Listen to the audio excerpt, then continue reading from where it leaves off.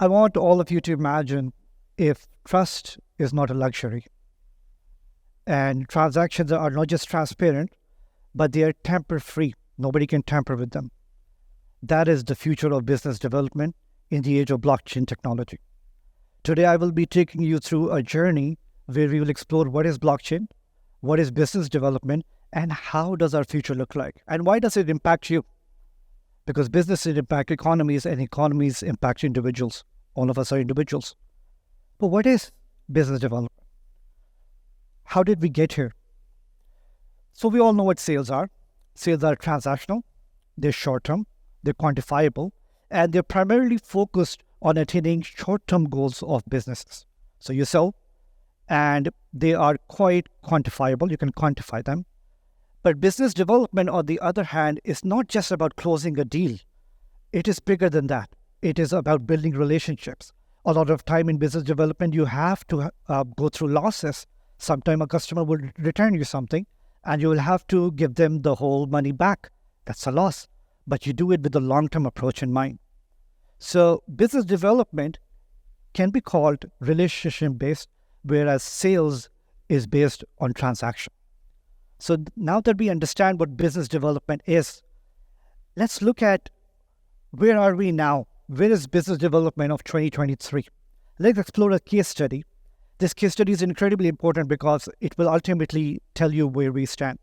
So Walt Disney acquired 21st Century Fox. These two big giants came together in 2017.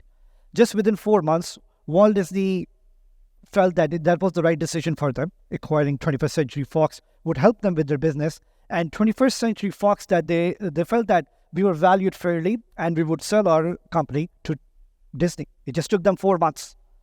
And the closing of the deal afterward also took them only 3 months. This is not considered like a lot of time for an acquisition of this size.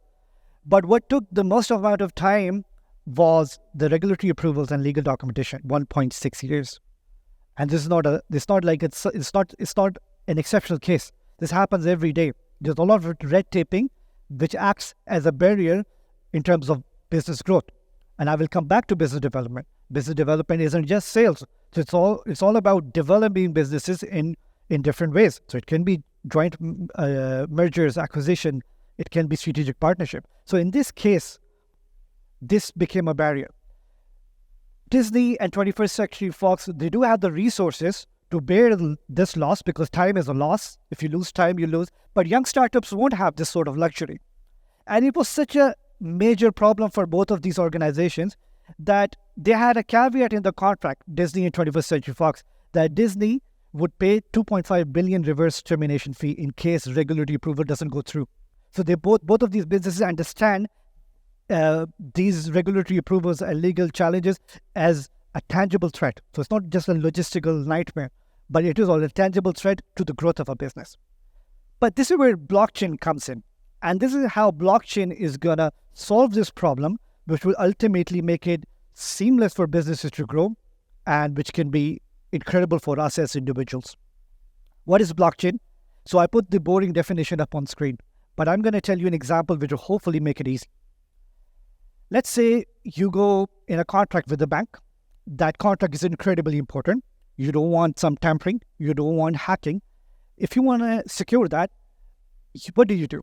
Let's say somehow you get these magical powers and you convert that contract into 1,000 different original versions of it. It's difficult. In this world, we only copy things. But let's hypothetically imagine you are able to attain 1,000 versions of the same contract, the original version, and then you go to a bank in Qatar, one of the best banks in Qatar, and you put it in a wall, just one of them. And the second contract, you go to Dubai, and the third contract, you go to Abu Dhabi, you go to Saudi, you go to Australia, USA, you go to 1,000 different cities around the world, and you identify the best banks and you store it inside a vault. Now you're convinced that okay, nobody can hack you. So if somebody wants to hack that contract, what are the options? Option is, there's only one option: hack 1,000 different banks, go to 1,000 different cities, and make 1,000 different amendments. Because if you only hack one bank, rob one bank, and tamper the contract, 999 other contracts are saying something, and this one contract is saying something else. That's blockchain. So if you can hack one version of blockchain, what about the multiple original digital copies that blockchain is creating for you? What about those? That is what makes a blockchain so exciting, because this has never been done before. And this will have a direct impact on businesses. How? Let's talk about supply chain. So, there is a very interesting quote, and I'm not claiming credit for it. First time entrepreneurs focus on the product and then they fail. Second time entrepreneurs focus on the supply chain and then they succeed. Supply chain holds a lot of power. It can either make your business or break your business. How do you identify supply chain in this modern day age? So you collect sample from them. So you're trusting them that they have given you something that's the average. So it's not an excellent version of one product that they just do average. And what are the other options? You can read about them on the internet. You can look at the legal documentation, and that's it. You have to trust them. But imagine if all of these supply chain around the world, if the norm of the market is all of the supply chain has to be tracked digitally using blockchain. So if you order something online through an online retailer, you see the delivery, right? It will be delivered to you in 5 days, in 3 days, and the driver is 5 minutes away. It has happened to me that I haven't received a package, but it says that, congratulations, you have received your package. Please rate our services. How can you trust that? Because your source of information for that supply chain is the vendor himself. So that doesn't count.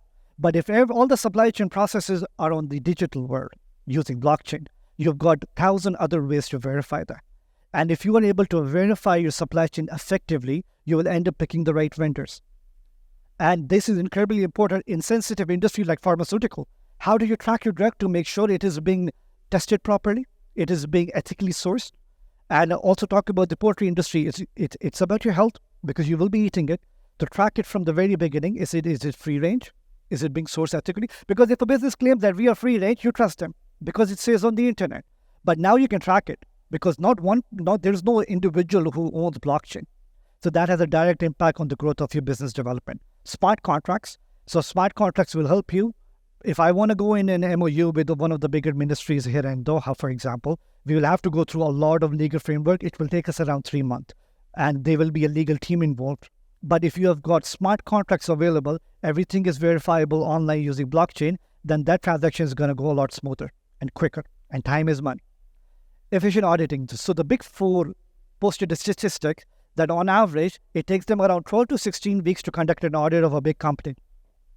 Experts are predicting once blockchain becomes the norm, it will come down to 2 to 3 weeks and ultimately a few days. And eventually, we will be able to conduct an audit of a company with 5,000 employees within minutes. It sounds outlandish right now, but internet didn't sound real 20 years ago as well. If you are able to conduct an audit of a company with 5,000 employees within a few minutes, imagine the barriers you're removing from trade and how much more trade will happen that will ultimately help us with the economy. Tokenization of assets. So once you've identified the people you want to do business with, how do you transfer the ownership to your name? So if you have got to identify a supplier from one corner of the world, it's going to take you a few seconds to transfer the ownership from their name to your name. And now you want to pay them back. You use blockchain. Again, you pay them via crypto, less taxes, no challenges, legal challenges, and you are able to globalize your trade.